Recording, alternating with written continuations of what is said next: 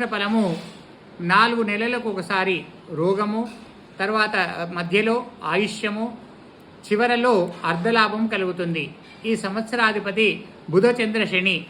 రాజ్యపూజ్యం 1, అవమానం 1, ఆదాయం 11, వ్యయం 8.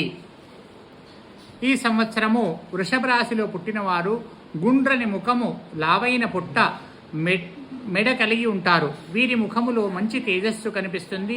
వీరు ప్రతి విషయాన్ని నిదానంగా ఆలోచిస్తారు. స్థిర స్వభావము, ఓర్పు, శాంత గుణము కలిగి ఉంటారు. ఇతరుల విషయాన్ని చక్కగా అర్థం చేసుకొని నడుచుకుంటారు. సాధారణంగా వీరికి ధనలోపం రాదు. సంగీతము, సాహిత్యము మొదలైన లలిత కళల్లో మంచి అభిమానం ఉంటుంది. వీరు చురుకైన స్వభావం కలిగి ఉంటారు. వీరికి తమ భార్య మీద ఎక్కువగా ప్రేమ ఉన్నప్పటికీ ఇతర స్త్రీల మీద కూడా అనురాగం కొందరిలో కనబడుతుంది.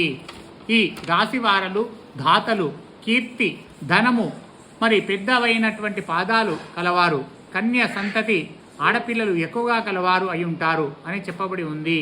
ఈ సంవత్సరము ప్రధానముగా గ్రహముల మూర్తిమంతా విచారణ, ద్రవ్యాది గ్రహముల స్వల్పకాల గమనములు ఆధారంగా ఫలితములు విచారించగా సాముదాయికంగా ప్రతికూల దశాభుక్తులు, పాపగ్రహ దశాభుక్తులు జరుగునప్పటికీ వీరు స్త్రీ విరోధాలు, అధిక వ్యయము, ఆరోగ్యభంగములు, శత్రువుల వల్ల భయము, ఆవేశపూరిత నిర్ణయాల వలన సమస్యలు కలుగుతాయి. బంధువులతో ఆకరణ విరోధములు, అగౌరవము కలుగును.